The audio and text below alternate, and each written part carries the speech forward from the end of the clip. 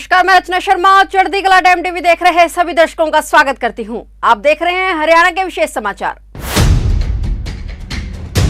मुख्यमंत्री मनोहर लाल ने कहा कि 1997-98 में ऑटो मार्केट सिरसा से ली गई 70 लाख रुपए की राशि बैंक ब्याज सहित वापस लौटाई जाएगी। इसके अलावा मुख्यमंत्री ने ऑटो मार्केट में दुकानें, petrol pump, service station, restaurant आदि के लिए निर्धारित भूमि अलॉट करने की भी घोषणा की। सीएम मनोहर लाल ने सिरसा की ऑटो मार्केट का औचक निरीक्षण करने उपरांत दुकानदारों की समस्याओं का सुनवाई के दौरान कहा कि 1997-98 में ऑटो मार्केट सिरसा से ली गई 70 लाख रुपए की राशि बैंक ब्याज सहित वापस लौटाई जाएगी। इसके अलावा मुख्यमंत्री ने ऑटो मार्केट में दुकानें, petrol pump, service station, restaurant आदि के निर्धारित भूमि अलॉट करने की भी घोषणा की।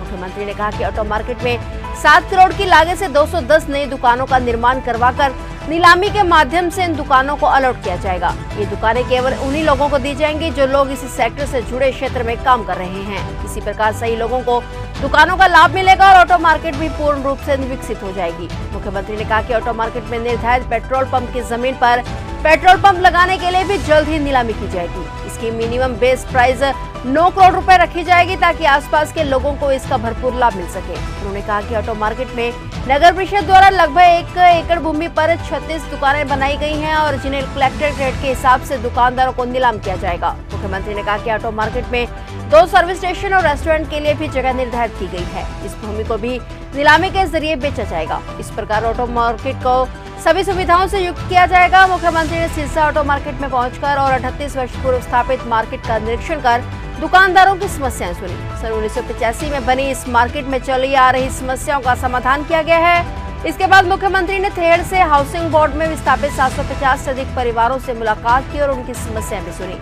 मुख्यमंत्री ने कहा कि कोर्ट के आदेशों के अनुसार जिन परिवारों को पुरातत्व विभाग की जमीन से हाउसिंग बोर्ड के फ्लैटों में अस्थायी तौर पर बसाया गया था, उन्हें जल्द ही सिलार गांव में जमीन खरीदकर 100 गज के प्लाट दिए जाएंगे। मुख्यमंत्री ने कहा कि ग्रुप डी की भर्ती का कार्य अगले महीने तक पूरा कर लिया जाएगा और हरियाणा सरकार युवाओं को जल्द ही नौकरी देने का काम करेगी। इसके बाद सिरसा के पत्रकारों ने पेंशन बढ़ाए जाने पर मुख्यमंत्री का शॉल भेंट कर आभार व्यक्त किया।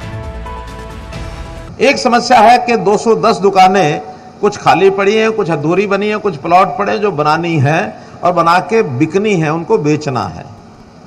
दूसरा 1251 दुकानें जिसमें से लगभग 100 दुकानें ऐसी हैं जो पैसे जमा कराना चाहते हैं लेकिन वो डिपार्टमेंट ले नहीं रहा।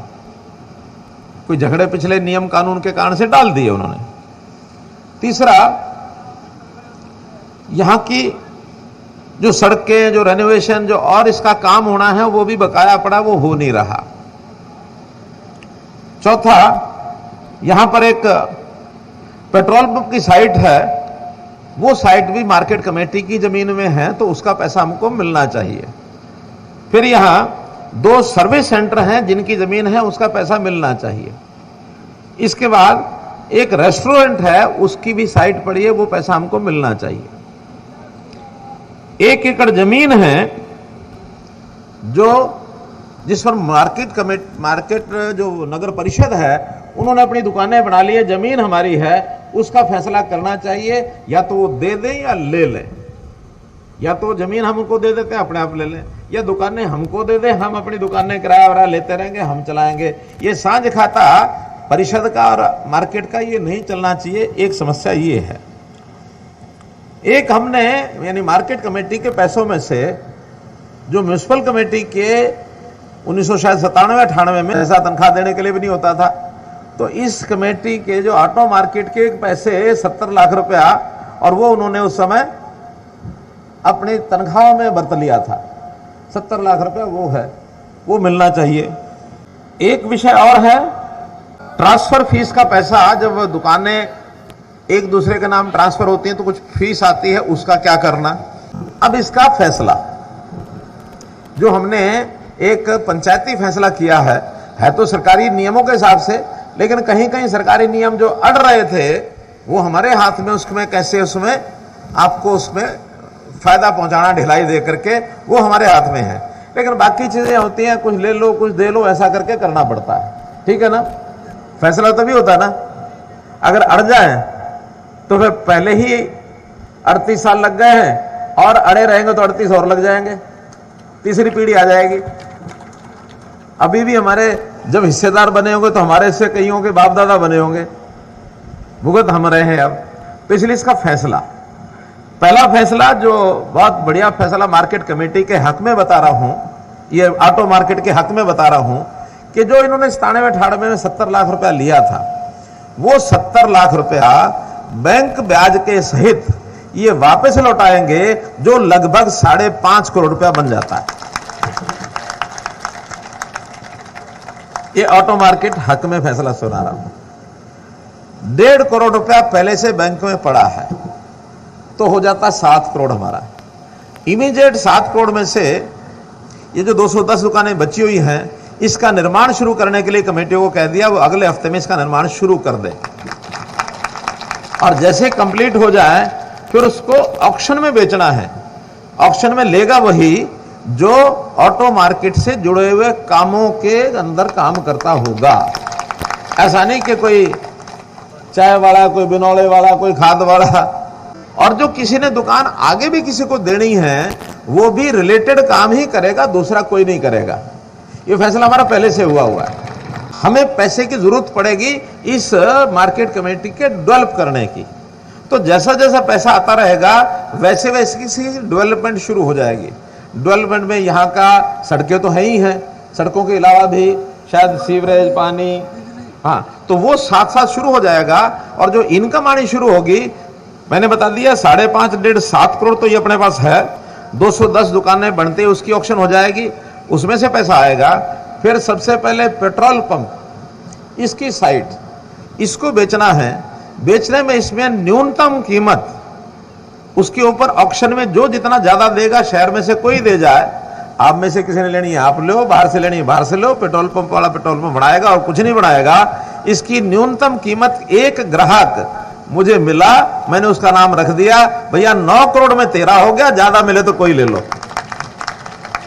हमने कहा मिनिमम 9 करोड़, एक आदमी ने कहा मेरा हो गया, दूसरे ने कहा कि मैं इससे ज्यादा दे दूंगा। मैंने कहा अब वो बोली लगाना साइट पर या फिर पोर्टल पर, 9 का चाहे ये बिक जाए 20 का, लेकिन न्यूनतम 9 करोड़ की बोली उसकी तय हो गई। तो हमने उसकी इनकम अभी 9 ही रखी है, जितना ज्यादा होगा वो आपका होगा। जो 1 एकड़ जमीन जहां म्यूनिसिपल कमेटी ने अपनी दुकानें बढ़ा रखी है, 10, 11, 12 दुकानें हैं, कुछ 36 दुकानें, 36। अब वो कुल 10 गज की एक दुकान लगभग, तो 360-70 गज की है, एरिया 1 एकड़ के लगभग है। उसका ये कलेक्ट्रेट के हिसाब से मार्केट यानी जो नगर परिषद है वो पैसा और ऑटो मार्केट देगी। 1 एकड़ जमीन ये उनकी हो जाएगी, दुकानें उनकी, सब कुछ उनका। उसका भी हमने हिसाब लगाया कि लगभग 8-9 करोड़ रुपया उसका भी आएगा। दोनों सर्विस सेंटर्स और एक सर्विस स्टेशन और रेस्टोरेंट, इसका भी लगभग 6-7 करोड़ रुपया अनुमान किया है कि वो आएगा। उसकी भी ऑक्शन होगी, चाहे वो 10 करोड़ में चला जाए। अभी उसका ग्राहक हमने पहला कोई तय नहीं किया है, आप में से जिसको चाहिए शुरू कर दो, लेकिन अनुमान है कि उसका 6-7 करोड़ 8 करोड़ आ सकता है। 210 दुकानें जो बिकेंगी वो 20 करोड़ रुपए से ज्यादा में बिकेंगी, उससे कम में नहीं बिकेंगी। ऑक्शन अच्छी तरह हो जाएगी तो उससे 10 लाख से ऊपर ही बिकेंगी, ऐसा यहाँ का इनका मानना है। हर दुकान 210 है तो 10 में जाए तब भी 21 करोड़ है, ज्यादा में जाएगी तो वो कुछ ना कुछ ज्यादा देके जाएगी, कम नहीं। और ये जो 100 दुकानें जिनका विवाद है, एक प्रकार का पैसा ले नहीं रहे, ये कानूनी नुक्ता हमारे म्यूनिसिपल कॉर्पोरेशन के, ये जो हमारा यूएलबी विभाग है, उन्होंने कुछ फांचरे फंसा रखी हैं, जिसके कारण से वास्तव में उलझा है। जिनका पैसा ले नहीं रहे उनका भी मैंने कह दिया कि ये सारी फांचरे खत्म कर दो, कोई कंडीशन नहीं, बिना कंडीशन के, और उन 100 दुकानों का पैसा विद इंटरेस्ट, ब्याज वो देंगे, जितना पैसा बचा वो देंगे, सारा पैसा उनका जमा करा लें और बाकी सारी कंडीशनें खत्म करके, और उसके बाद इन कामों को, कंडीशन एक ही है कि जिस काम के लिए मार्केट बनी है उसी कामों की लिस्ट में काम कर सकते हैं और कोई काम नहीं कर सकते। तो उसमें भी सरकार यानी म्यूनिसिपल कमेटी को लगभग 1.5 करोड़ रुपए के आसपास वो मिलेगा।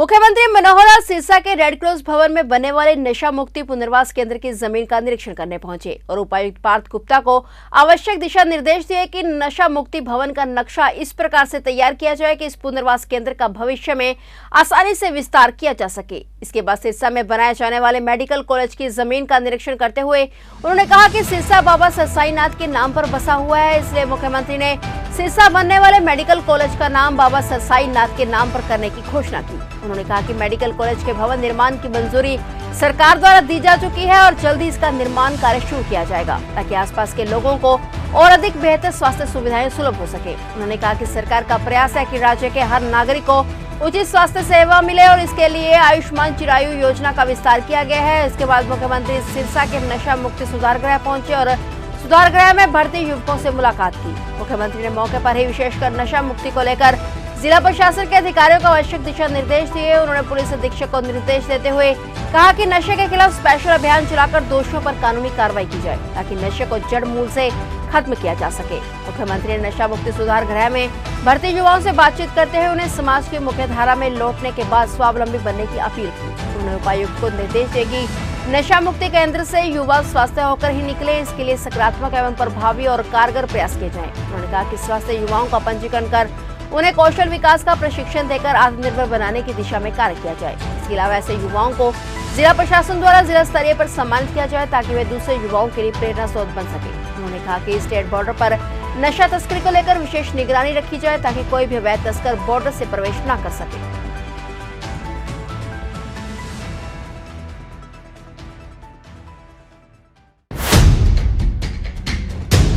हरियाणा सरकार द्वारा राज्य में बाढ़ नियंत्रण उपायों को और अधिक मजबूत करने के उद्देश्य से 604 नई बाढ़ नियंत्रण योजनाओं को सैद्धांतिक रूप से स्वीकृति प्रदान की गई। कुल 1205 करोड़ 99 लाख रुपए की बजट वाली इन योजनाओं को मुख्यमंत्री मनोहर लाल की अध्यक्षता में आयोजित हरियाणा राज्य सूखा राहत और बाढ़ नियंत्रण बोर्ड की 55वीं बैठक के दौरान स्वीकृति प्रदान की गई। सीएम मनोहर लाल की अध्यक्षता में आयोजित हरियाणा राज्य सूखा राहत और बाढ़ नियंत्रण बोर्ड की 55वीं बैठक के दौरान राज्य में बाढ़ नियंत्रण उपायों को और अधिक मजबूत करने के उद्देश्य से 604 नई बाढ़ नियंत्रण योजनाओं को सैद्धांतिक रूप से स्वीकृति प्रदान की गई। इनमें से अधिकांश योजनाएं मुख्य रूप से आबादी की सुरक्षा, कृषि भूमि की सुरक्षा, बाढ़ पानी निकासी की मशीनरी की खरीद, कृषि भूमि का सुधार, पानी का संरक्षण और पुनः उपयोग और नदी नालों के सुचारू प्रवाह के लिए संरचनाओं के नवीनीकरण या पुनर्निर्माण पर केंद्रित है। बैठक में उप मुख्यमंत्री दुष्यंत चौटाला और कृषि एवं किसान कल्याण मंत्री जेपी दलाल भी मौजूद रहे। बैठक के दौरान मुख्यमंत्री ने सभी उपायुक्तों को निर्देश दिया कि वे बाढ़ के खतरे को कम करने हेतु बांध निर्माण के लिए अपने अपने जिलों के स्थानीय लोगों से मांग पत्र लें। इस संबंध में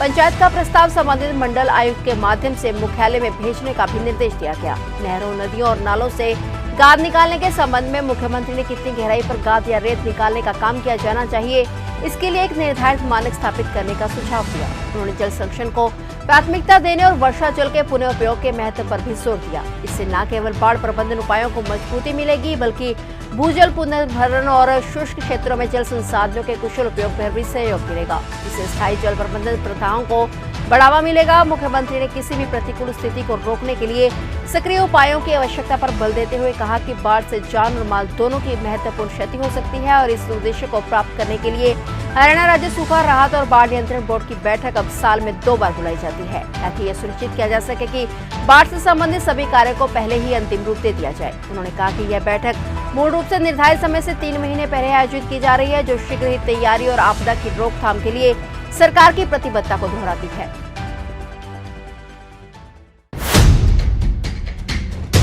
फिलहाल हरियाणा के विशेष समाचारों में इतना ही और नए समाचारों के साथ फिर से हाजिर होंगे। तब तक के लिए देखते रहिए चढ़ती कला टाइम टीवी और अब मुझे दीजिए इजाजत। धन्यवाद।